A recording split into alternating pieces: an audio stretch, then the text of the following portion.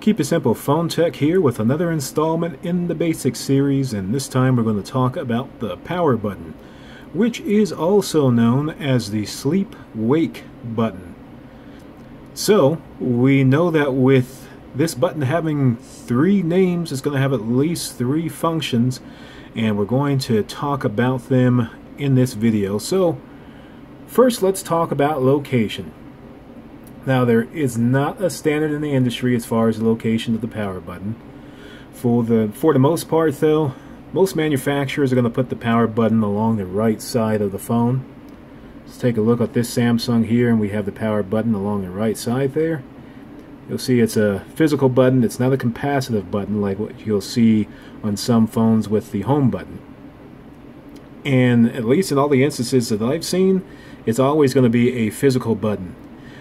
Now, it could be on the right side of your phone. You may find it on the top right of your phone, located about here. On the BlackBerry Priv, that's at least one phone that I know of that will actually have it on the left side. And for this phone, those are actually the volume buttons. And then with some of the LG models, I'm going to turn this around here. Let's say if this were an LG G5 that just came out here recently. The power button is going to be a circular button here on the back. So again, there's not a set standard. However, it is going to have the same function. And we'll talk about the function next. Okay, so we have an idea of the location of the power button now, so let's talk about its function. First, let's talk about it being the power button. What I'm going to do is press and hold the power button to turn this phone off. So we're going to hold it until we get this screen pop up here.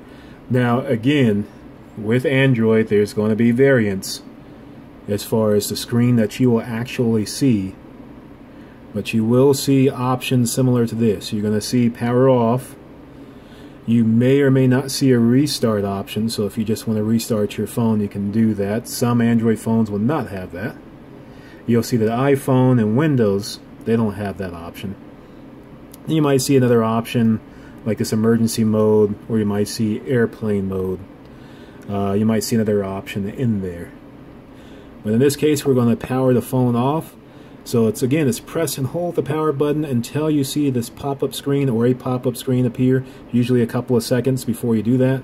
When you see the option to power off, just go ahead and tap it.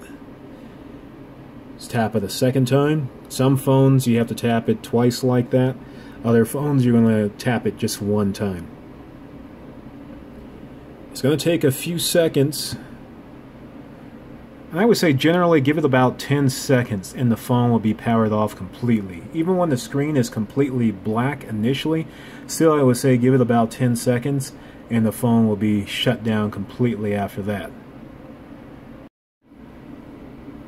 Okay, now to turn the phone back on, and again, forgive me for that glare there.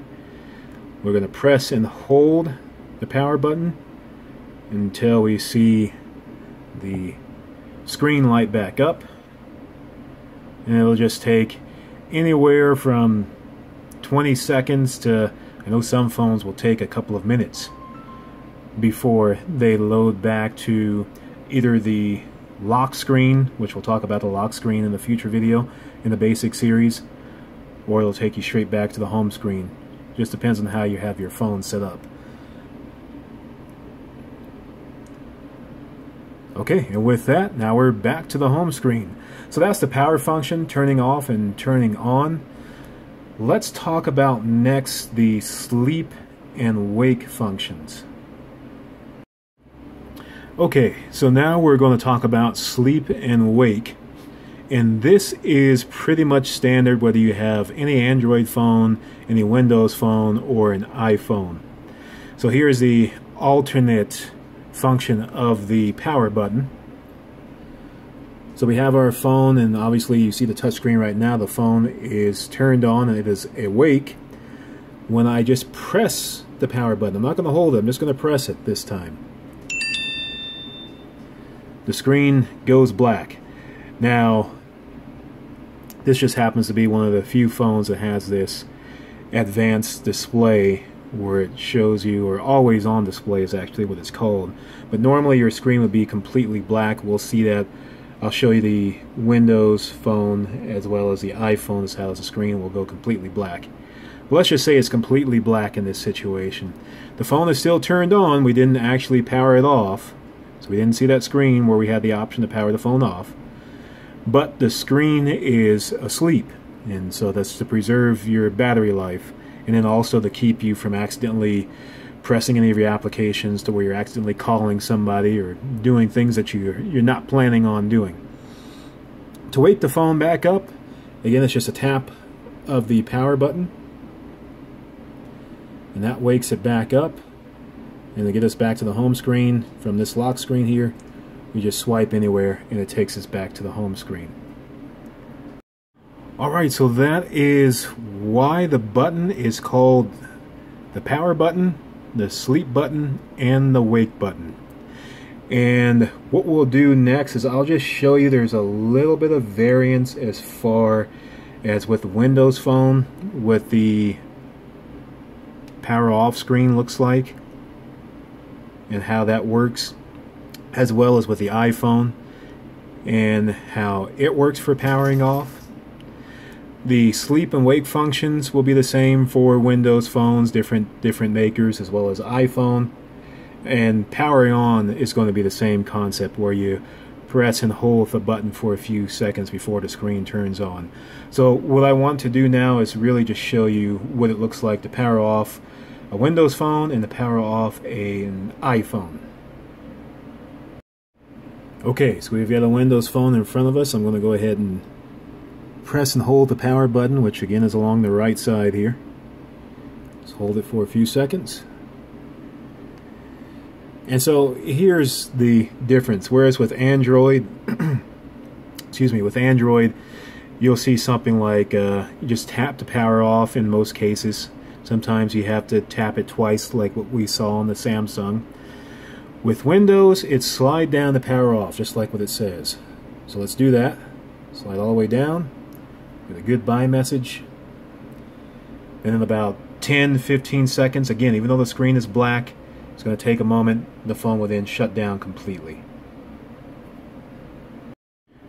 And now let's do the same thing for our iPhone. Here we have the power button, this time on the top, on the right. We are going to press and hold. And there we have the screen. It says slide to power off. And this time we're going to slide from left to right, just like what it says. We're going to press on this little button, if you will, here. And we're going to slide from left to right. And again, after about 10-15 seconds, the phone will be completely shut down. Alright, so that is the power button. Again, also known as the sleep wake button. And now we understand why it's got all three of those names here. We also have a general idea of where to expect to find your power button. I do want to mention before we conclude here that you want to power your phone off every so often. Now, you may already be doing that at night if you power it off to charge your phone, or just power it off completely so that you're not being interrupted by phone calls and so forth. But you want to power it off, and you can just leave it off for 10-20 seconds and then turn the phone back on. Maybe do that a couple of times a week. It's just to ensure that your phone is running smoothly. Since it is a little handheld computer, if you leave your phone on for an extended period of time, 2-3 weeks, a month at a time without powering off, I've seen where customers will have problems all of a sudden with not being able to get service, or having problems with applications not working the way they should. And then when they power the phone off, they turn it back on, everything is normal. So just keep that in mind. With that, this is Keep It Simple Phone Tech with the Basic series. Thank you very much for watching.